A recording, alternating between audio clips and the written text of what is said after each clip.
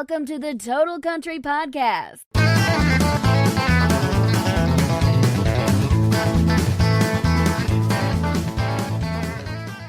Hello and thanks for joining me on this edition of the Total Country Podcast. Just a quick reminder that at the time of recording, we are coming up to the last week of my month-long competition to win some samples of Palmetto Moonshine, South Carolina's first legal moonshine made by descendants of original moonshiners using age-old customs.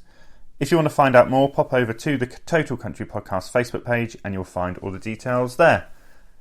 My guest this week hails from New York City, New York, and is a true soft spot for UK audiences. Today I sit down with country crossover artist Jessica Lynn. Jessica Lynn is the personification of a truly independent artist, as you'll hear in my interview with her. She does everything herself, and her band are made up of her family. She first got into music by taking the ballsy risk to record a live concert television special for US public service television, instead of going down the conventional route of releasing a song. This gamble paid off for Jessica Lynn, and this began her career. 3 television specials later, she travels the world with her music, is working on her first album, and her popularity is growing. She has a true affinity for European audiences and comes over as much as she can. She's got such a kind heart, is super personable, and if you're new to Jessica Lynn or a current fan, there's something for everyone in this interview. So here we go. My sit down with Jessica Lynn. So, firstly, thanks for joining me, Jessica Lynn. How are you today? How are things at your end in New York? I'm doing very well. How are you? I'm good. We were just saying before we started, it's a crazy time at the moment, isn't it? Things are a little bit up in the air. Yeah, it's just the world, I feel like, has really gone mad. People around. Yeah. I just wish, I'm a very positive person, and I love people of regardless of color or belief or whatever, and I just wish the whole world could come together on that. It just makes me sad. Yeah, hopefully soon. So let's talk about you. So let's go straight into what you're up to currently.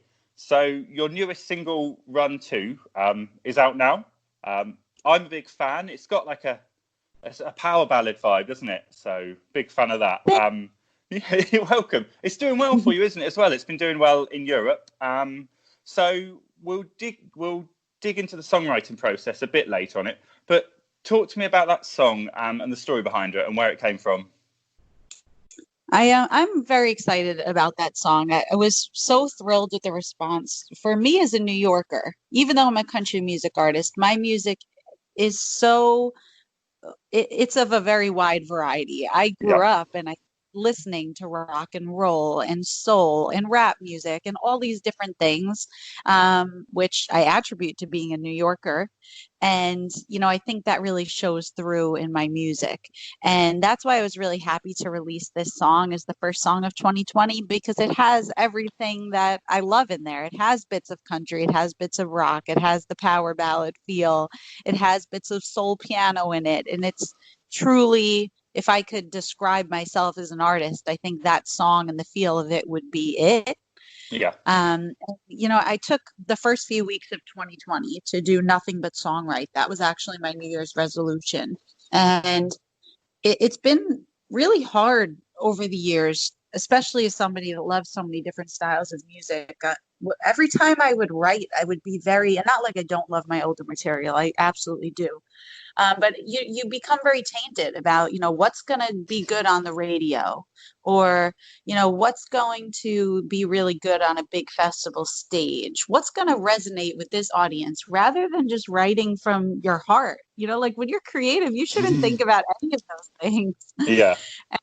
And it's very hard as an artist to try to be who you are, but also be what you think you should be, in accordance to other people's thoughts or beliefs about country music or whatever.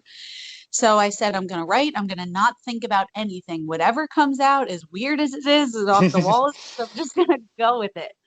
And I think some of the best stuff I have ever written came out of that period, including Run 2, because I just felt. And I think that's the best type of music, and you don't think at all. You just feel, and it makes other people feel something in turn. Yeah. You can have the comment. I think what's country and what isn't country is that's another podcast completely. I think you could do about 20 podcasts on it. But what's the story behind that song then? Well, for me personally, I wrote it as a love song. Yeah, But for me internally, and I guess secretly, I could say it, the song is really about wanting to run to a feeling. And for me, it kind of represented the way I was running to approaching my music again yeah, and really just, again, feeling and not being hindered by any type of constraint or thought process. The song kind of has that desperate longing feel to it, which is really what I wanted because that's how I felt when I sat down for that writing session. But it's been amazing for me as we've played it and people have heard it. The amount of messages that I've gotten of people telling me that it reminded them so much of someone that had passed away. yeah, And for me, that was a sign that the song was successful. You know, if it never becomes a number one or whatever, that song has really touched people. And that's all I've ever wanted to do, you know, as yeah. a musician and an artist. And for me, that has made it a major success, which makes me very happy. Brilliant. Is it one of those ones where you wrote it, you were happy with it straight away and thought, I've got something here? Yes, I'm pretty good at being objective. You know, when I write, there's plenty of things I've written a few lines. Wow, this is really terrible. And I throw it away. And my rule of thumb when I'm writing actually is if I can't sing it back a few hours later without any type of reference, I throw it out because if I can't remember my own song, how is anybody else supposed to ever Of remember course, it? of course. So that one right away, I just kind of knew there's something special here. And my husband actually even walked in during it, was like, "That's really good." And so I was really excited to release it. Good. And you've got a video for that one for Run To, which if anyone's not seen, do check it out online. It's very dramatic, isn't it? The video with the rolling hills and even down to what you're wearing. Is it important for you that you kind of visualize the song in music video form? Is that something you aspire to? Yeah, you know, I think it's a direct representation of what you wanted the song to feel and be like. Yeah. And I'm a very proactive person. Everything that I do with my career, whether it's a picture I put out on social media, an advertisement for something, whatever, it always has great intent behind it. And that's very important to me. So I came up with the concept for the music video. I chose the location. I chose all the clothing for everybody. Yeah, it was important for me that the song was represented how I wanted it to be. And that's also a reason, even though the music video is very cinematic and dramatic, I wanted it to also be simple. Most of it is just me singing with the emotion of the song. And I think sometimes a really good song can just speak for itself. And that's what I wanted here. So I'm so glad you liked it. I'm so glad it's doing good. It's so exciting to keep watching the numbers go up on YouTube and stuff. And I'm very excited. Is it important for you to produce a video then? Because I mean, if we look at the country charts, for instance, I mean, they wait a couple of months now to see if a song's going to, get to in the top 5 or whatever before they even think about releasing a music video. So, yeah, I'd be interested to know what your thoughts are on the importance of one. Yeah, I've always kind of paved my own path in this Yeah, business and never went by what anybody else ever thought of me or what my norms were, because then I wouldn't be anywhere, honestly.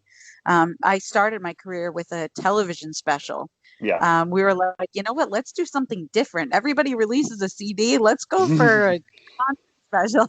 And I still can't believe that it aired nationwide, and that's what kicked off my entire career. But I've always gone about my career just doing what I thought was right and never what anybody else wanted me to do.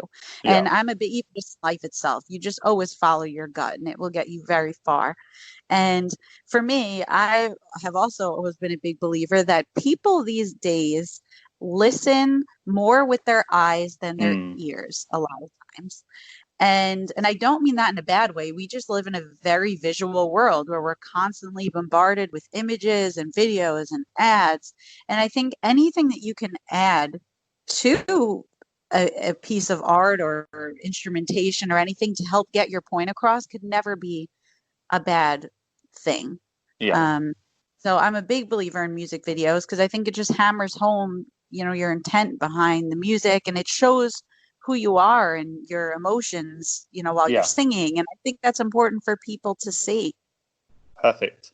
And alongside this, on your website, you've launched the Run to Cover Song Challenge. So you've released the chords, lyrics, and backing track.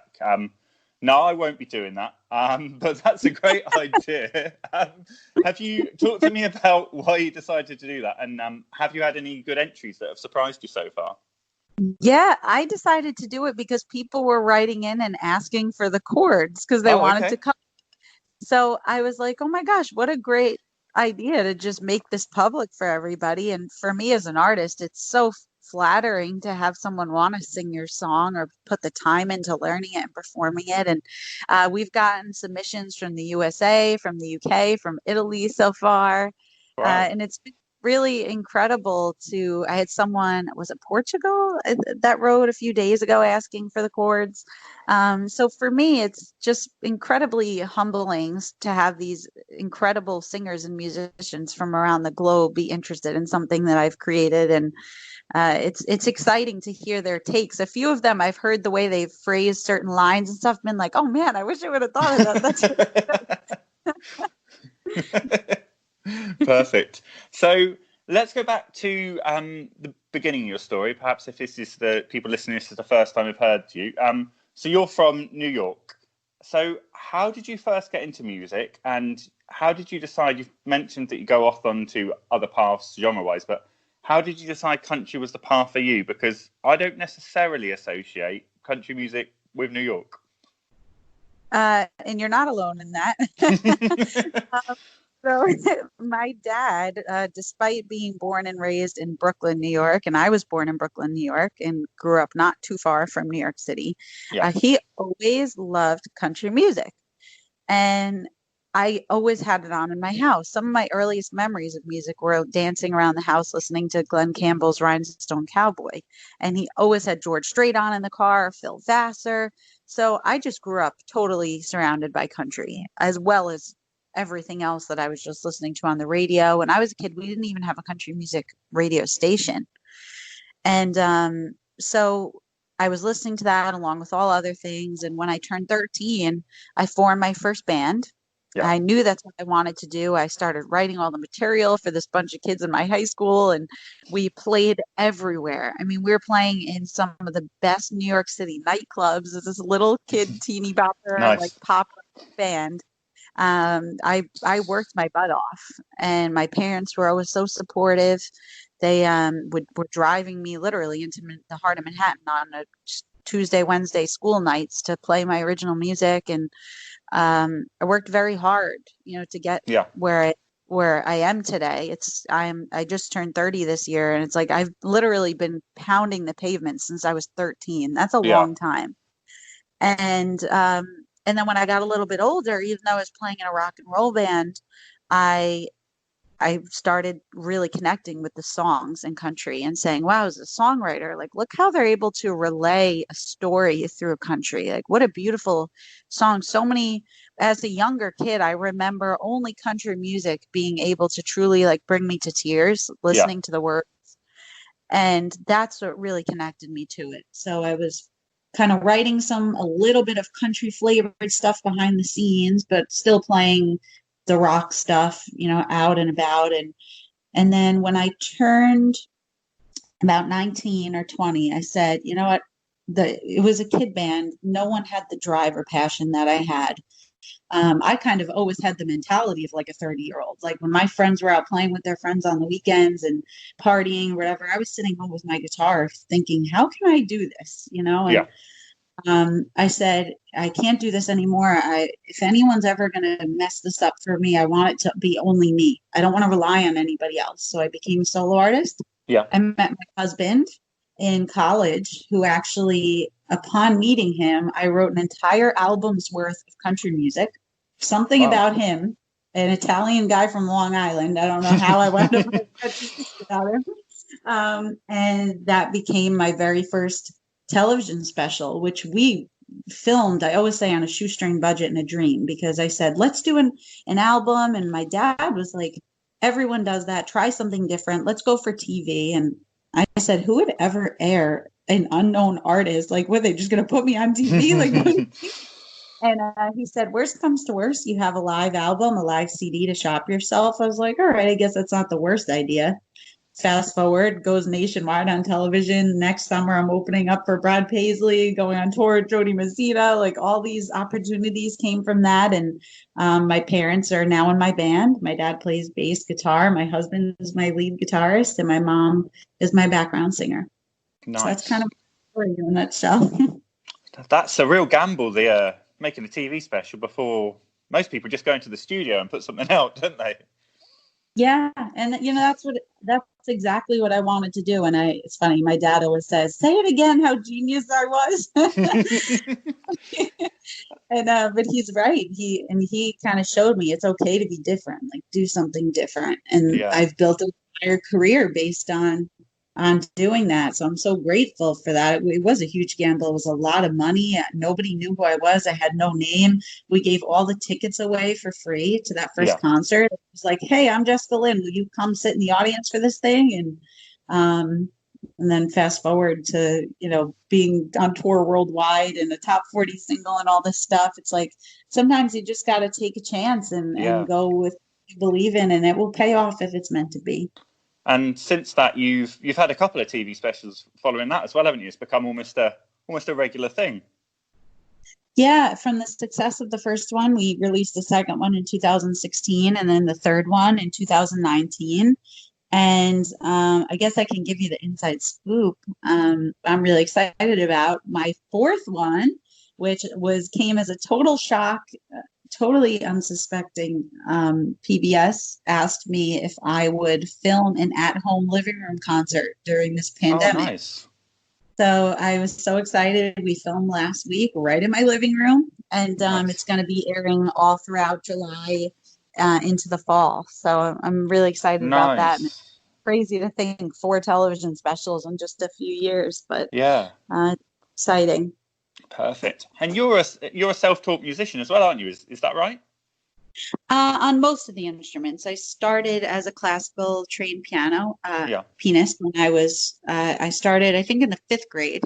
And then my parents stopped sending me because after I learned all the theory, I wanted to just go into the lessons and show the piano teacher what I was writing. My parents were like, we're not paying for this anymore for you to give concerts to your teacher every week.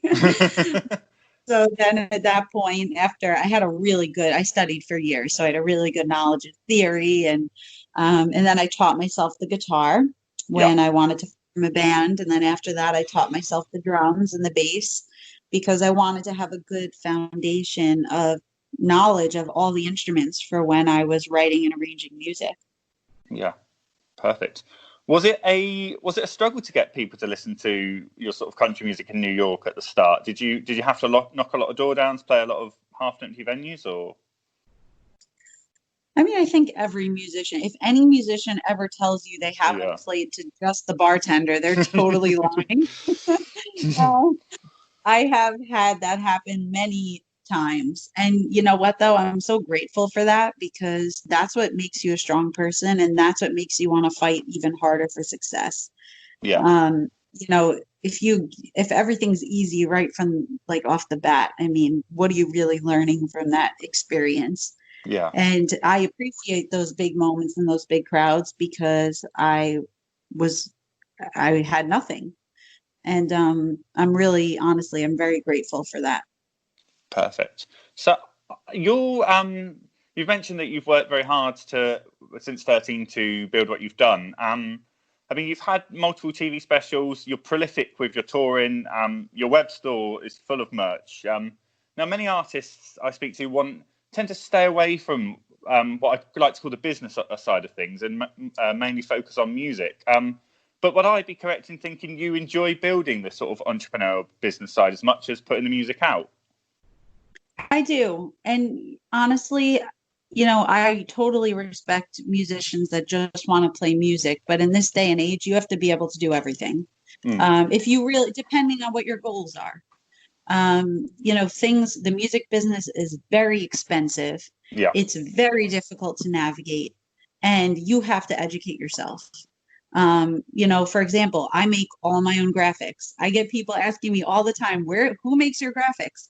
Do you know how much money I would spend Oh, I on can imagine. getting made and whatever? Mm, So I said, you know what? I'm gonna teach myself. And I sat there for weeks on end with Photoshop and I learned how to do it.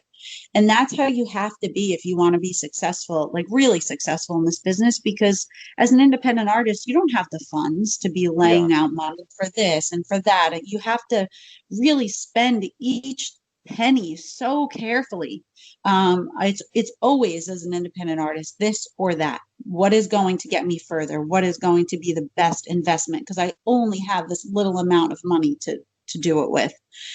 And you have to make smart choices. And I think that's why it's so important to, like I said, educate yourself and learn how to do the different facets of the music business, learn how to navigate it, learn how to get your merch manufactured, at a good cost, learn how to make your own graphics, learn how to, I'm not an engineer by any means, but I know how to work all the basics of the DAWs and the recording software, because if I need to do something, I don't want to have to rely on somebody else. yeah, And I just think you also need to just have that drive to want to succeed, to be able to do it. yeah, absolutely. So, talk to me a bit about the recording experience for you then. Do you have a team when you record, or do you just keep it as a small unit, or what's the setup there? So I've done a bunch of different things with my past recordings, done some stuff in Nashville, done some stuff overseas, actually in Belgium. Okay. My run two was actually recorded in my home studio. Me and my dad are the audio team. Yeah. And we send the track out for mastering for someone. He's great. He's worked for Sony Music for many years. But it's really nice that my dad and I get to do this together. We have different strengths, different types of ears, and we really lucked out because we got the band over into the studio to lay all their tracks down right before the quarantine hit. So Nice. it's been amazing that we just get to, obviously my life has been very disrupted by this. I was supposed to be in Europe right now. Yeah.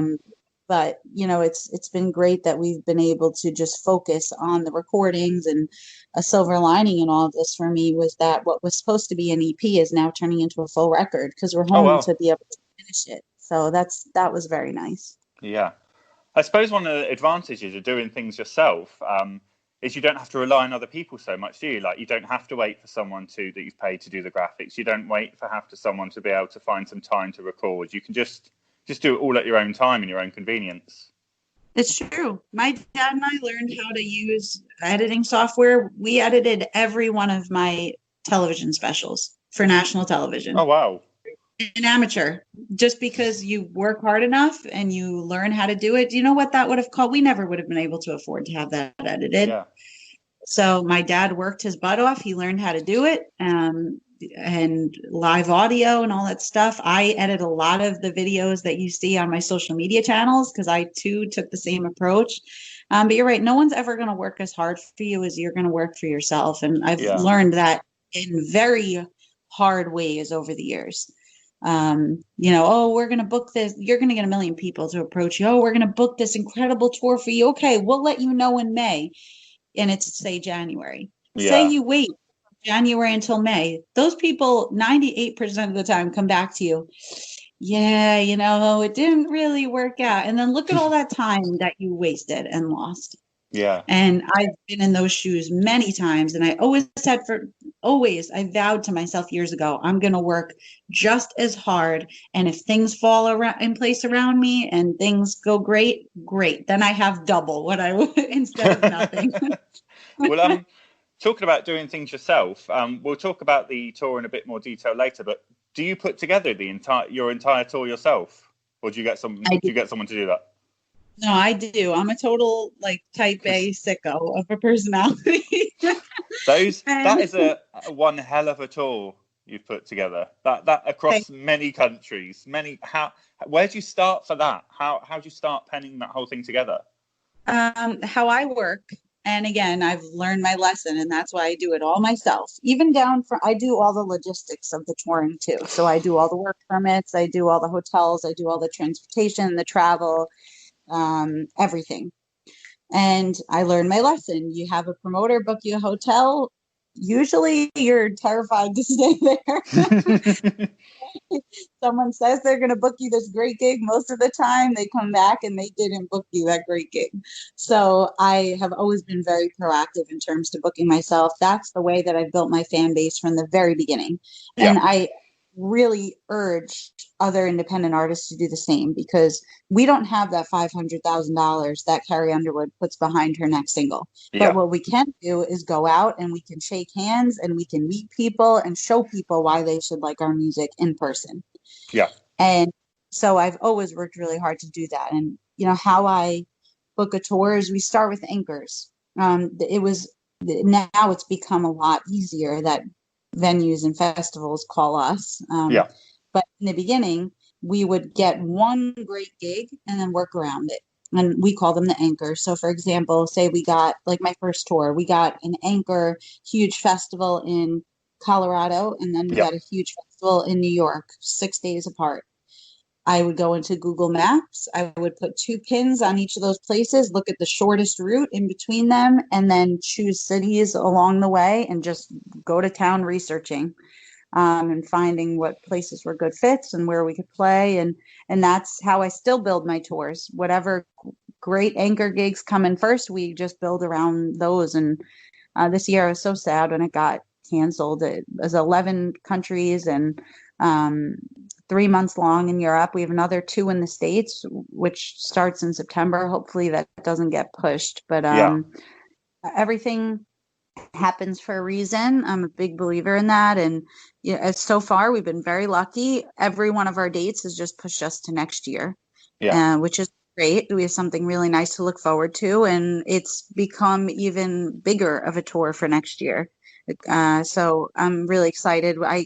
We have a lot of stuff that we're going to be announcing this year, a lot of different things in the works. And I was chosen for a really cool touring opportunity that I can't talk about yet, but I can't imagine us touring in less than 16 or 17 countries in 2021. Wow. That's impressive, isn't it? That is literally seeing the world. It's incredible. It's what I've dreamed of. I've had many, I don't know if it's because I'm an artistic person, but I'm sometimes I get very emotional, like when even just saying that out loud, it's like, wow, like, I've literally worked from nothing, and to see hard work pay off, it's honestly one of the most incredible feelings. I mean, I've had so many moments where I've walked off a big stage for an incredible opportunity that it was my blood, sweat, and tears that got me there. Yeah. Some guy sitting in an office somewhere that's like, oh, look at this great thing I got you. Like, that was me doing that. And that I've cried walking off stage, like, wow, how amazing. Look what I've done here. Yeah. And it's the best feeling in the world. Absolutely. Brilliant. So let's talk a bit about your songwriting. Do you have a standard songwriting process you work towards, or does it change all the time? Or talk to me about that. My standard is to have no standard. Nice. Pretty much, I write only when I want to write and when I feel something. I cannot sit down and say, okay, I'm going to write something right now. It never comes out good. I need to be inspired, and it hits me at any time. And I would say the thing that's always consistent is that when that little light switch goes on, I stop everything I'm doing and I cater to it, because that's a very special feeling inside, and you'll never be able to recreate it. I'm going to finish these dishes and I'll get to that in 35 minutes. Now, it doesn't work like that. Yeah. When you get that spark of inspiration, I will literally drop anything and do it. I mean, I've been late for like parties. But it's always been worth it. Those are always my best material. And even at the gym, I'll be running and I'll hear someone on the phone. One of my biggest songs for a long time was called Girls Night Done Right. Yeah. And I was scrolling on Instagram and I saw some random girl post a picture of her and her friends, Girls Night Done Right, with like this cute picture of them having fun. And I literally dropped everything. And that was one of my biggest hits in my set for years. And I've heard people say things next to me at the gym, like running, and I've written the entire song on the treadmill next to them. Nice. Use the moment. Yeah, absolutely. So everything completed. I don't do like music or lyrics or when I write, I literally hear drums, strings, everything in my head at once. So you hear the whole song? The entire song. Run to exactly how you hear it on the recording is exactly how I heard it in my head when I was composing it.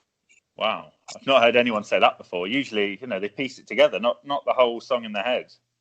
It's bizarre, and it's sometimes it's a gift and a curse because I hear it so specifically.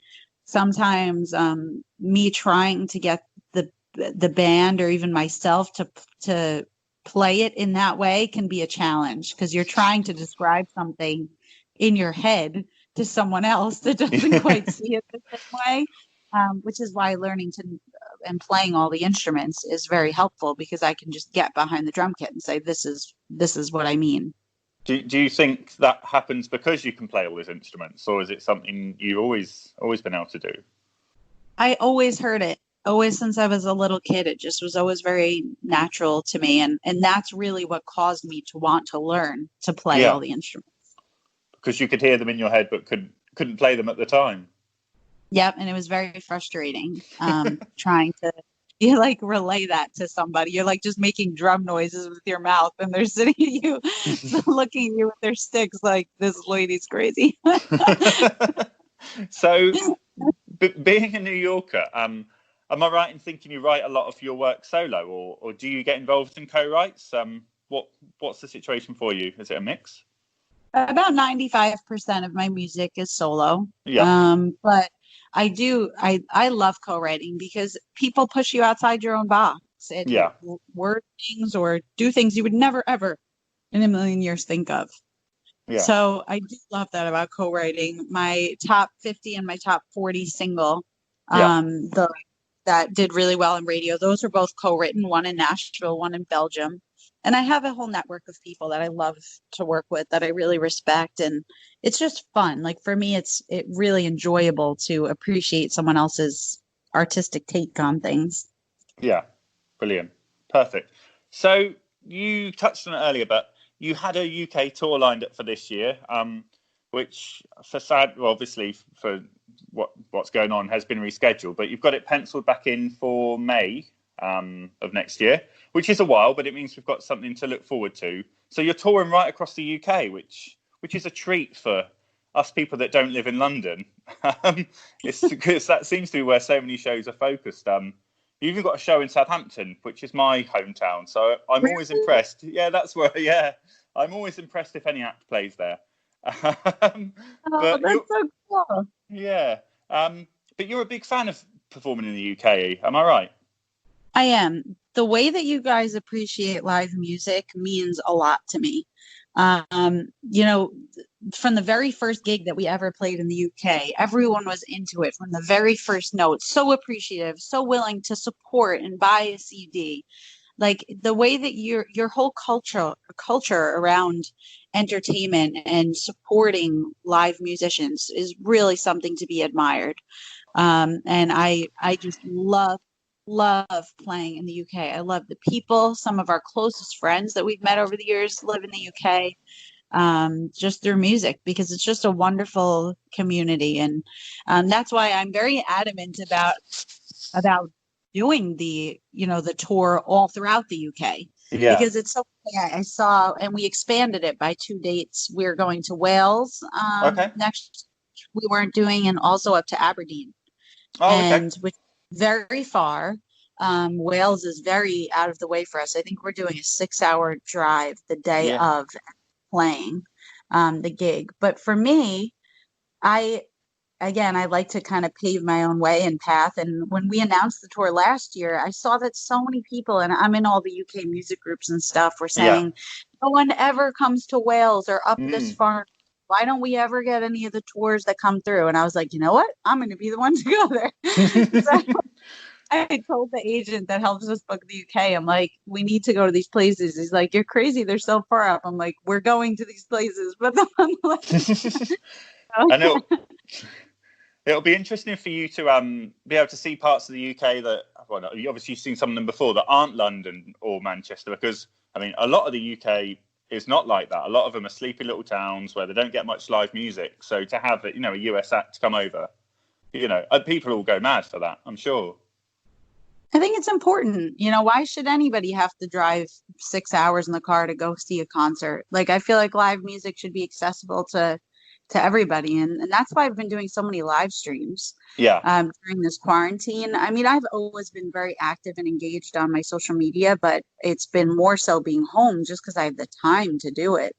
And it's been so nice to, yeah, it's not financially, it's not a profitable business, but for Yeah. me, I profit in other ways of making connections with people that, are sitting home and need something right now. And the amount of messages that I've gotten from people that have really touched me, and some of them have brought me to tears, saying how lonely they felt and how upset, and they wait for my stream because it's the happiness that they get in their day. Like, that's such an incredible thing.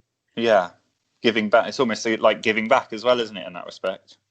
Yeah, it's true, and that's even why I haven't done any type of like virtual tip jars or anything, even during any of my live streams, because I know how hard it is right now. Yeah. I mean, I've been out of work as well, and I never want anybody to feel pressured, like, oh, if I'm going to watch this and enjoy, I have to give something, because I'm doing it because I want to. I'm not doing it because I expect you to. Yeah. Something like, and I feel like the people that really appreciate that will support and like buy a CD or share my stuff online. When they can, yeah.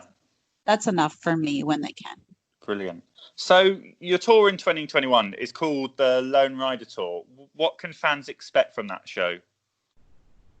So it's a lot of new music, which I was looking forward to debuting this year. And I'm sure by next year, it's going to be even more new music. It's kind of a weird thing because we worked so hard on a show that was half brand new for this year.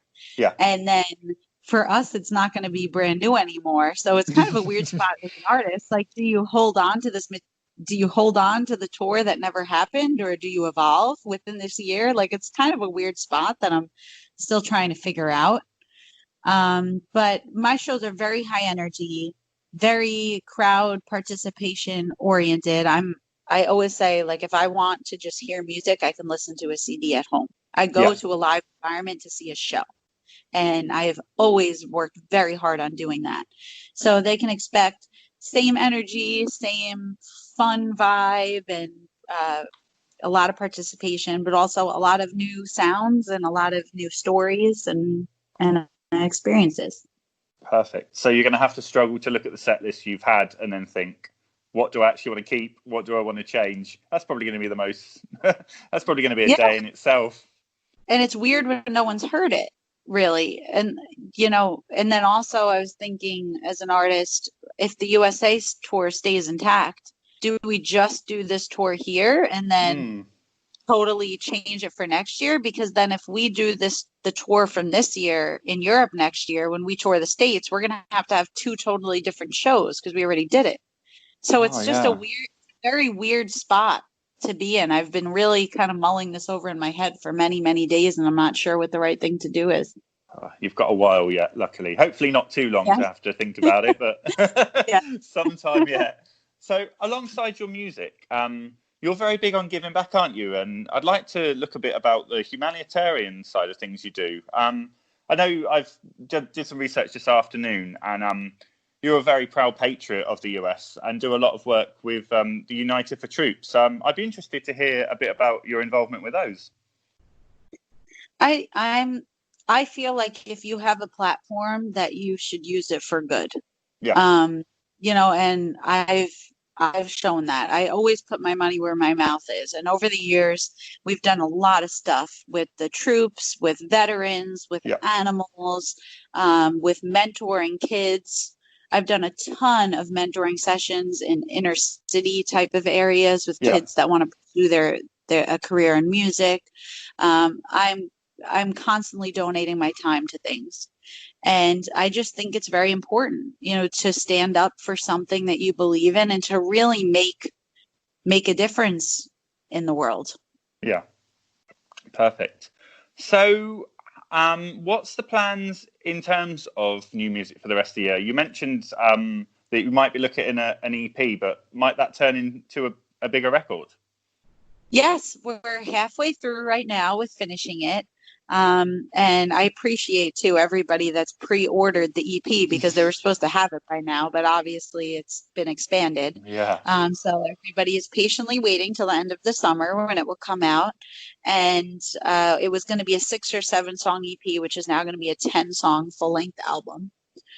And I'm just really excited about it. I'm excited to include some other stuff. I'm excited to take some more time and care with each of the tracks that we've already done.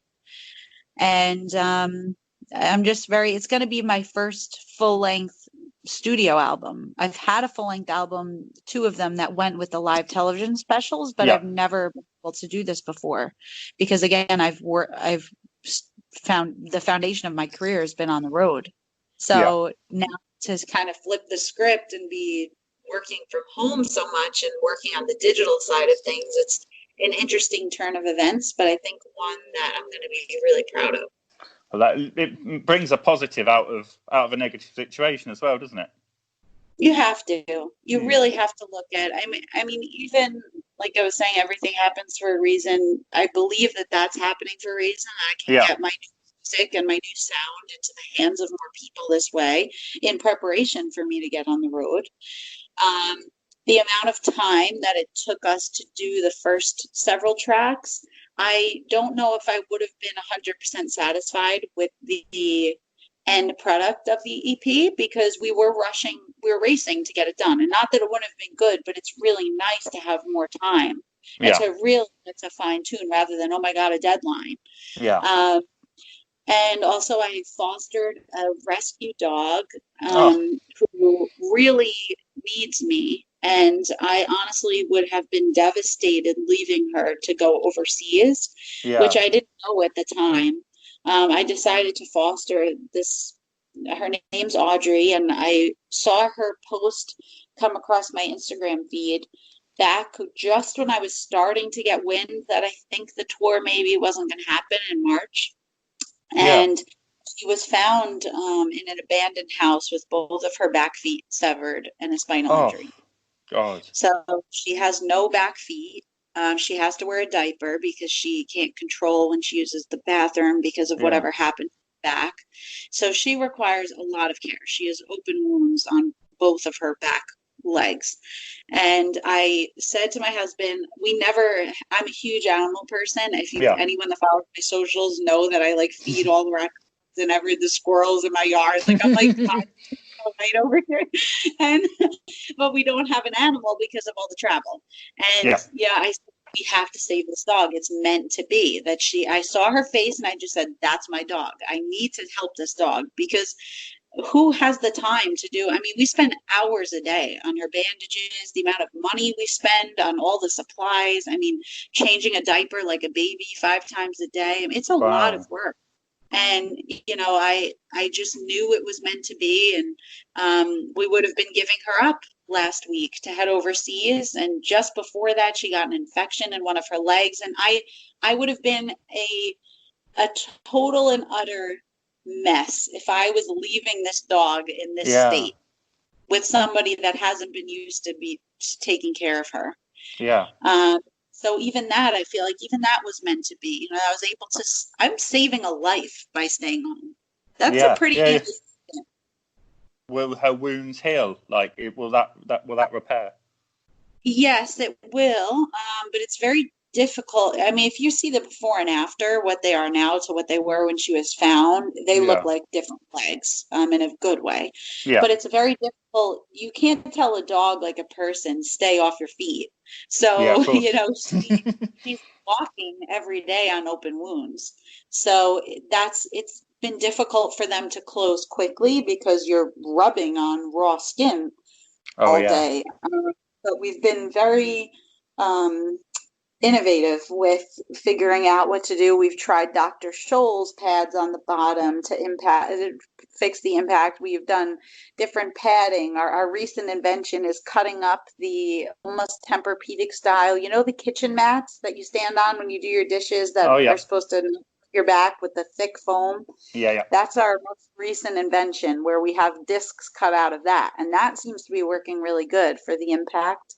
But it's definitely a challenge, and it's a lot of work, a lot of care, and But again, for me to postpone a tour by 1 year versus saving a life, Yeah. you think about it, like it was meant to be.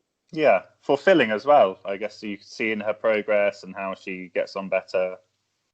It is. Fulfilling. And she's such a normal, happy dog that you also think if I never stepped up, what would have happened to this Yeah. beautiful animal, that just needed somebody in the moment. And I don't follow rescue pages because these things break my heart and they stay with me for days after I see like a terrible image or something. Yeah. So the only reason I saw her was because a friend shared her picture and said, please, please help. This is like really urgent, somebody. So even that was like a sign that I happened to, on the same day the tour was falling apart, happened to see her little face on my page. And now she's a spoiled princess. She already had a cappuccino from Starbucks and bacon and eggs for breakfast today. So she's doing okay. Oh my God, spoiled. Yeah, I like, look, I feel so bad about what happened to her that this dog just gets anything she wants. She was like, and I'm laughing at myself. I'm out of work over here and I'm buying this dog like she's a princess. Like she has 2 Tempur-Pedic beds. Yesterday she got takeout beef gyro for lunch. Like I'm Oh. going broke over this. Sounds like she's living the life.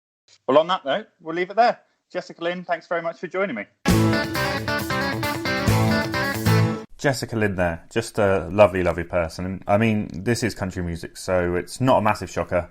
But after the interview, we spent another 20 minutes or so just discussing food and pets. It was great. Jessica Lynn's Lone Rider tour has been rescheduled to May 2021. She was touring right across the UK, including dates in Wales and Scotland, so do check out jessicalynmusic.org for more info. If you enjoy the show, please do go check out the Total Country podcast on Facebook, Twitter and Instagram. If you could like, follow, subscribe, all that good stuff, wherever you do listen to your podcasts, that would be massively appreciated also. It helps with the algorithms and all that good stuff. If you want to contact the show, you can do so on totalcountrypod@gmail.com or do get in contact via the socials. That's all for this one. Please do join me next time. I've been Kevin Angel. You've been great. But for now, stay safe, keep the country. Goodbye.